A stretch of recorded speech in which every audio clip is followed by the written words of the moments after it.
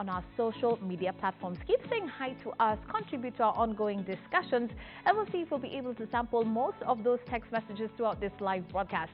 You can catch us as at K24 TV on Instagram, Facebook, and Twitter. That SMS number is 21222. And by the way, we do have a WhatsApp line that is live and active. You will see that number popping up and down at the bottom of your screen. So go ahead, WhatsApp us. We will be looking out for you. Now, hundreds of couples face the challenge of getting pregnant despite adequate planning and preparation. And for many, not being able to produce not only leads to them feeling like outcasts, but feeling incomplete without a child. And so what causes the inability to reproduce, and most importantly, what can be done? These are some of the questions that we have for my guest today. I want to welcome the very able Dr. Kibe Ignatius, a gynecologist from St. Mary's Hospital. By the way, I just learned that Ignatius in Kikuyu is Inyavio. Karibu sana, Dr. Kibe. Asante sana. Yes. Last time you were here, you were such a hit. People said you must bring Dr. Kibe back. They have so many questions for you. And today, I think the show is mostly from the people. It's not even necessarily Wajiko who's asking the questions. Okay. It's a lot of the frequently asked questions that have come in. This discussion is backed by public demand. So let's talk a little bit about infertility. And from your experience on the ground, Dr. Kibe, how do women respond to that news that, by the way, you are unable to conceive? I can imagine what it's like in the clinic. Initially, it's utter shock, disbelief, and quite often they go into a depression. Doctors must be very careful how to handle infertility. I like calling it sub-fertility, because I don't believe that every lady who doesn't get pregnant when she wants will never get pregnant. I believe that at one stage, when we put things right, she will get pregnant. So I like using the word sub-fertility and not infertility. Right. A few of them, of course, will be absolutely and completely infertile. But what happens is you take her slowly, you do the tests, and there are several of them. I do at least 6 tests. And I like, scheduling them so that they come, they trickle down, so that it's not a pop, you are infertile. It comes out slowly. We check the tubes, and then we check the uterus itself, the endometrium, and then we also, and incidentally, I must mention at this very early stage that half of the problems are with the man. Oh, wow. Can you please repeat that again, because that is not a misconception that's out there. Now I'm saying that 50% of all subfertility and infertility is due to male factors.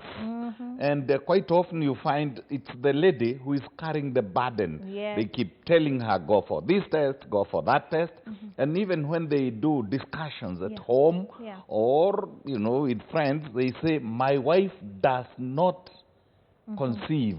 They don't say that we. It's not a we thing. And I think even last time when you came here for our previous discussion, you were trying to highlight the importance of looking at it as a family issue. It is indeed. Yeah, it is not a man issue, a woman issue. It's a we issue. It's a we issue, and I wish to, at this very early stage, also make a shout to the relatives, especially the in-laws. They pester the girl. It's as if it's in her hands.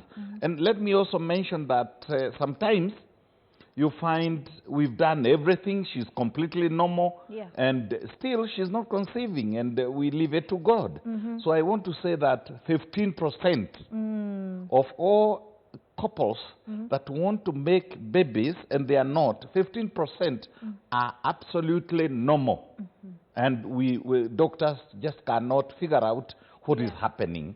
And so we have to do the medical, psychological treatment as well as the physical and medical and surgical procedures. And how do you go about advising women to get and encourage their men to come along for clinics so they can also get checked?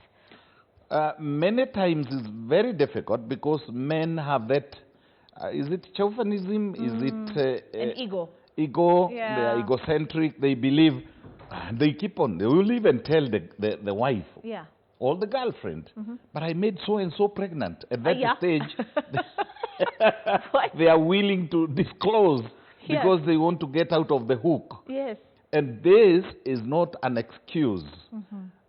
We are saying to men that even if you made 2 or 3 other women pregnant previously, it doesn't give you the guarantee or a certificate that you are the bull of Auckland and that you have good sperms. In fact, in Kenya, 5% of men are azoospermic. In azoospermia, we have men, they look healthy, they have all the features, the physical features of a man, and they're very good, even in the act. But they still, you find in their semen is like a tap water. There is not a single sperm cell. So quality of sperm is what you mean? Quality. Quantity, shape, size, the pH, volume of the semen. We also check the concentration per ml. Sometimes we also check the speed. Some people produce millions, up to 50 million sperms per ejac. And of these 50 million, 90% of them are just immobile. Wherever he drops them, they die there. Right. Okay. And others are slow movers. Others are very fast movers. And therefore, we also take the parameter. We also check how many sperms does this man have? What is the total concentration? How many of them are fast? How many of them are slow? How many of them are medium? How many of them have blunt heads? Some of them. All those are contributing factors. 15 factors in a man. And about 6-7 factors in a woman. So next time you feel that you're not getting the baby at the right time, get your man. Come. And sometimes I advise girls how to go about telling the man to come, or if he doesn't even want to see me, I tell them to advise them. I write a note, a request form, and I send this to the lab, and the man sneaks around. Then you actually tell us, advise us towards the end of the show as we're winding down. But for now, let's actually rope in our audience, Dr. Kibe, on this particular topic. We've got an interesting question here for you, one that we believe is thought-provoking. We hope that you'll be able to actually contribute and share some of your stories with us, including your answer to this one. Does childlessness make you less of a woman, ladies? That is specifically for you. Does childlessness make you less of a woman? At K24 TV on Instagram, or rather Facebook and Twitter, as well as that WhatsApp line that is at the bottom of your screen, is how you can get in touch with us. We will be looking out for your text messages. Start texting now. Are there definite causes of fertility or infertility? Definite causes? Absolutely. Number one, we look at the anatomy and physiology of the lady. We want to see that she has a good uterus, a good size. Some ladies have small infantile. They're big, they're 22 to 30, but still the uterus is the size of a 5-year-old girl. So sometimes we have uteruses that are bicornate. They are not proper. They are like horns, and there is a head, and there is a problem, an anatomical problem. It's just like sometimes babies are born with cleft palate. Quite often, the uterus also becomes cleft. So we look at the size of the uterus, we look at the shape, we measure its volume. We also look at the cervix. Sometimes the cervix can be, like only yesterday, I got this call from a lady whose baby doesn't have the external genitalia.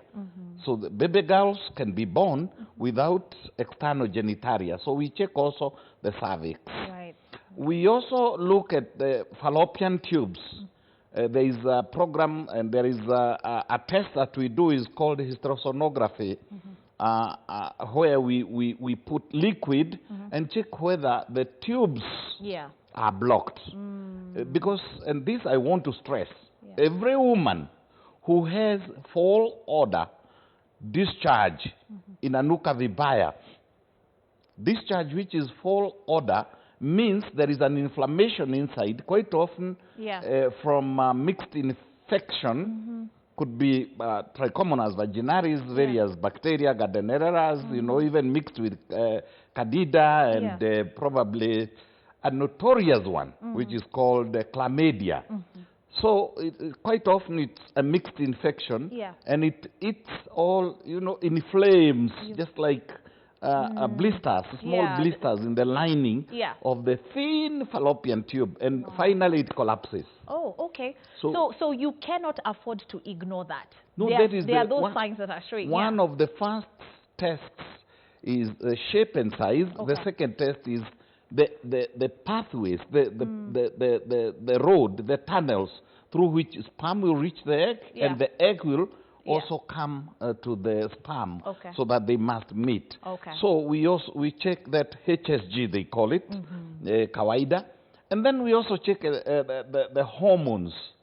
Sometimes due to misuse or overuse or not proper information about family planning, you find sometimes there is a delay. That's why I'm calling it subfertility. There is a delay. She will get pregnant, all right, but it takes inordinately long time for the washout to clean out the effect, and the concentration of the family planning method is very important for them to select which family planning method she's using against when she wants to become pregnant next time. All right, let me put a pin on that, Daktari, because I want us to get back to that, because there are so many who will have to make that transition. Please. Because you have been using your contraceptive in a particular way, and then now how do I, you know, move to that next step? So let me just put a pin on that as we take a look at WhatsApp messages coming through our line. Let's see what we do have very quickly. Good morning, I'm Esther Njeru. Please ask the good doctor to touch on endometriosis and infertility. Okay, good one. Endometriosis. Yes. Let's see what else we have. Morning, let the talk rather on ovaries when they are not growing to the required size. What is the problem?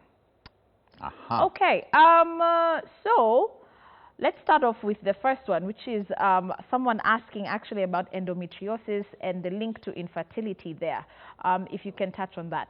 It's very important for girls and even men to ask themselves, when this lady is having her periods, when there is this blood, where is the blood originating from? Where is it stored, this monthly period thing?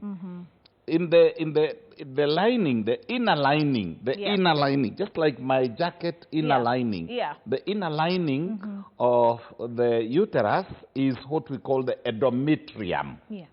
And they are small, tiny, zip-like projections, glands, so to call them, that line the endometrium, the lining, the inner lining of the uterus.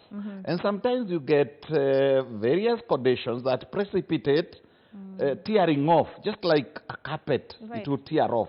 Just like a jacket which has false leather and it starts to shed, or a belt. So sometimes when that top layer, which is the endometrium, starts to tear off, the glands tear off. And sometimes we get those glands growing elsewhere. Sometimes you find them growing in the fallopian tubes. Sometimes they grow on and cover the ovaries. Sometimes they grow out. Sometimes we have even incidentally found endometrial tissue in lungs and in the intestines. That is endometriosis. I want to touch on something key.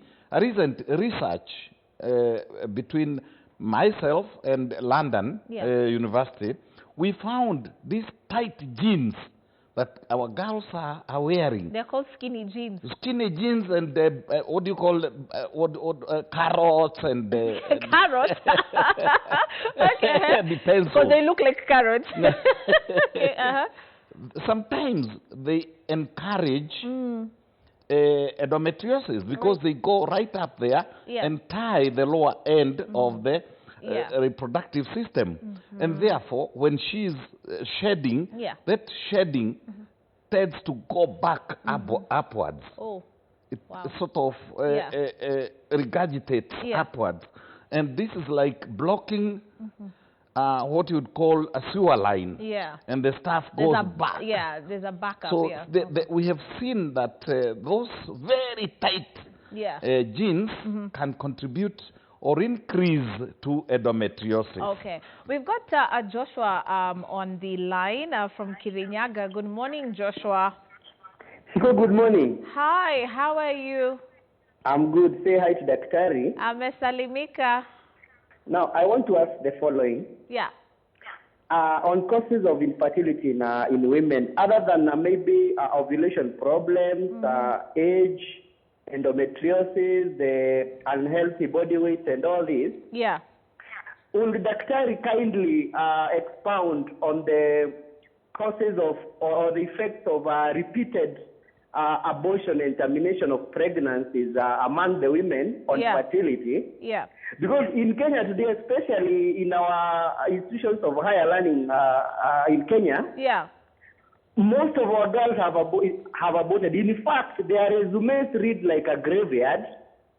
Wow. Number two, what are the effects of excessive intake of the morning after pills? You find that in Kenya, the fastest moving drug that is bought across the counter is the Postpartum 2. Yeah. So what are the effects of this drug when it's used repeatedly? Because I think it's being abused by our women. And finally, I want to tell Daktari that he said that sometimes when you have the foul smell emanating from inside, maybe it could be a sign of infection and what have you.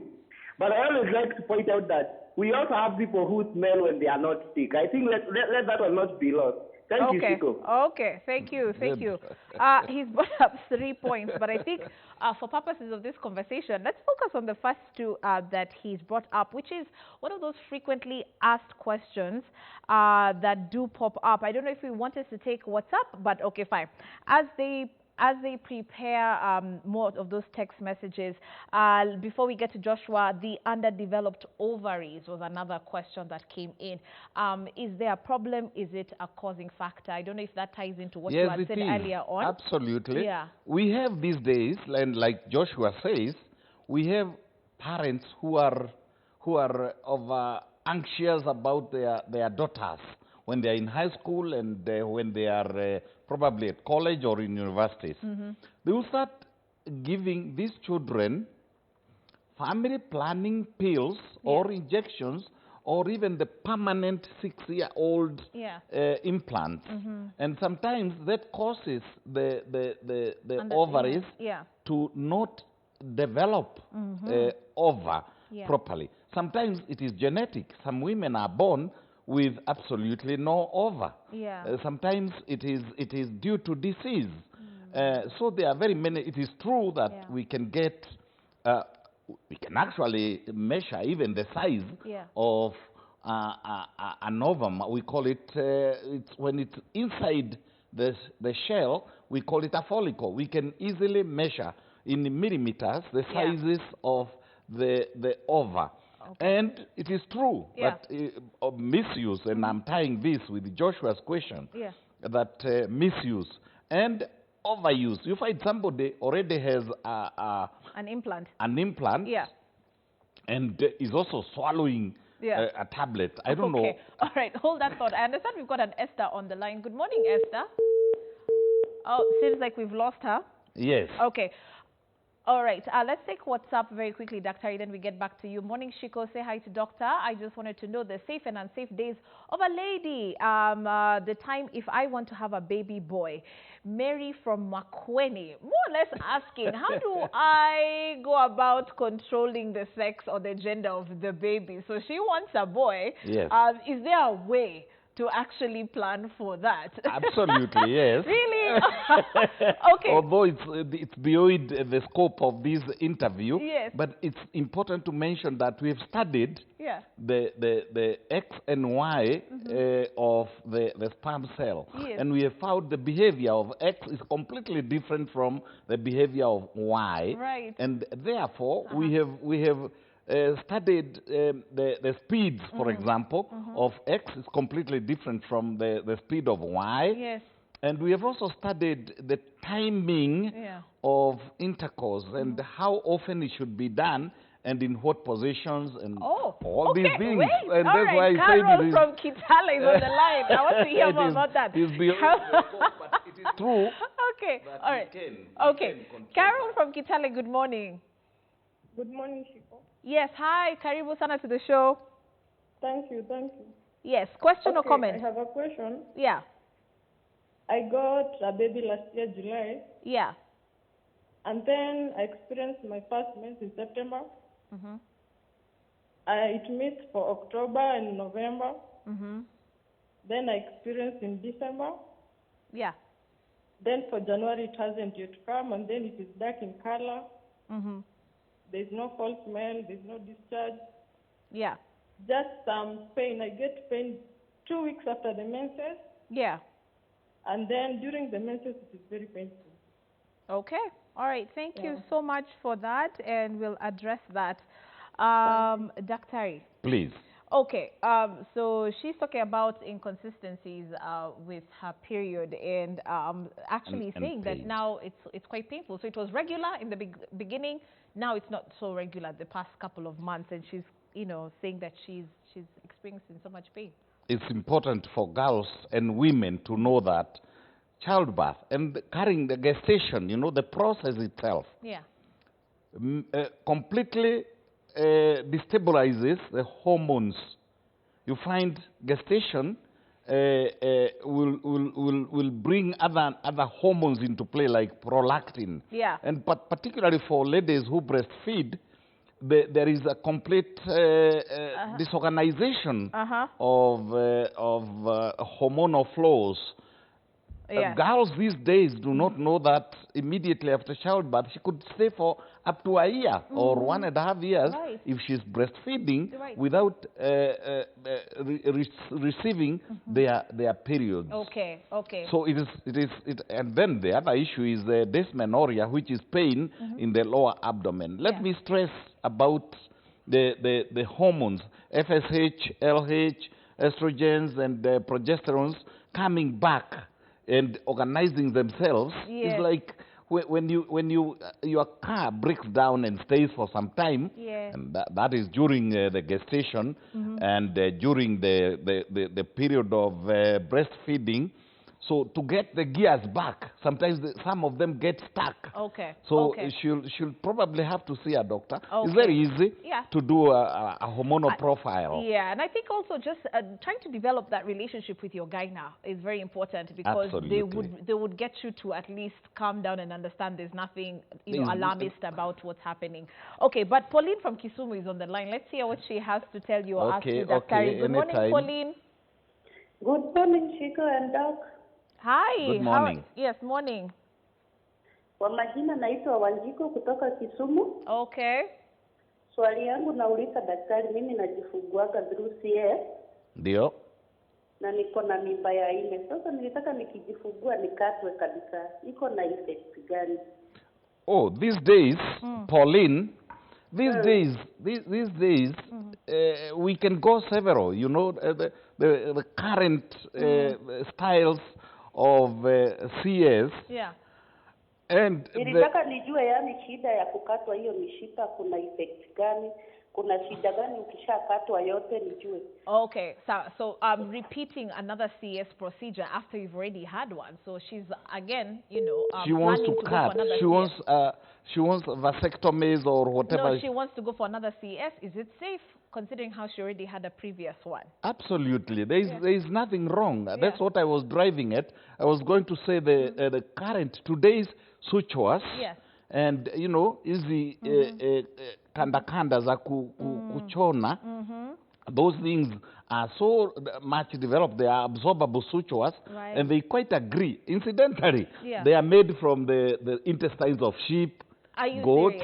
Oh, wow. and they quite agree with the rest of the human body. And we have now gauges of sutures or materials of sutures, except those days we used to use nylon. You remember when they used to tell you come after 7 days to toy stitches? Not anymore. Because and also even just to build up on that point, it's also part of her question was if she decides she doesn't want any more kids and wants to have her tubes cut, what are the effects of that? With her condition, I would strongly suggest that she gets her tubes cut, because apart from the probably her menopause may come a little bit earlier, I don't think there is major problems. That's the same thing as the tubal ligations that we do every now and then. I would want to stress that instead of completely snapping the tubes, why not do a tubal ligation? Put a type of a bow tie, bow tie which can be removed if she decides to get pregnant again. Ligatures are better than absolute cutting of the tubes. All right. So back to the number of questions that we have here. Let's go back to what Joshua was talking about and the overconsumption of what we see over the counter P2. Very accessible, very affordable. So you find, like he said, a lot of campus girls especially will be taking this as, you know, of course, a way to stay safe. So the effects of all of this, Dr. It is wrong. Yeah. Let me start by saying it's very important even for doctors and pharmacists to remember their mechanisms of action of drugs.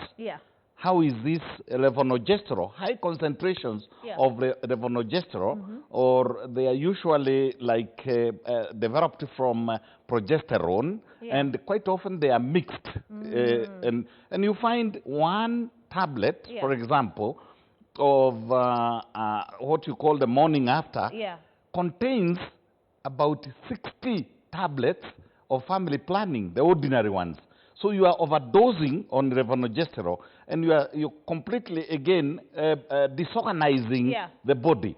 You're telling the body, and it works from the hypothalamus, which is in the brain, and it's telling the hypothalamus and the pituitary and the gonads, which are the ovaries, stop this, abort this thing, abort these things. And sometimes you find the lining of the fallopian tube is destroyed. Sometimes the lining of the uterus, what we call the endometrium, is also hardened. The environment of reproduction is completely spoiled. So what Joshua was talking about is right. Don't do these things. Don't repeat. In fact, I keep on saying, per year, you should not take more than 2 E-pills. And this E-pill, by the way, Shiko, E stands for emergency. Emergency, yes. And P is a pill, E-pill. Now, the question is this an emergency? Is every other date an emergency? No, it's not. We reserve this only for cases of rape. Or probably when probably you know that you are a body, and Joshua mentioned it, the health of the mother may compromise a comprehensive and complete pregnancy. So don't use these things. And more particularly, don't use 2 or 3 methods at the same time, simultaneously. And I'm repeating to mothers and parents and young girls, don't start it too early, because it's going to stop growth of the secondary sexual characteristics or reduce it completely, and you find the girl having very tiny ovaries or very tiny fallopian tubes or even very tiny miniature uterus. Let's commercial break, and when we get back, there's definitely more to come. As you can see, we're in the thick of things as we talk about infertility and its effects. So what are some of your burning questions when it comes to this particular topic? Why don't you continue to talk to us? I'm telling you, the text messages are just overwhelming, but we thank you and we will do our best to answer them all.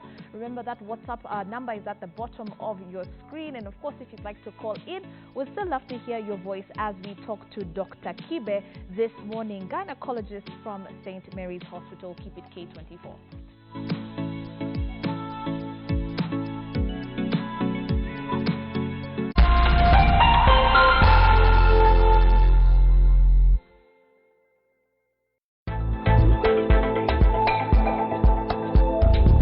Vijana waovu wakaniweka bastola kwenye tumbo na kwenye mbavu wakanipora pesa.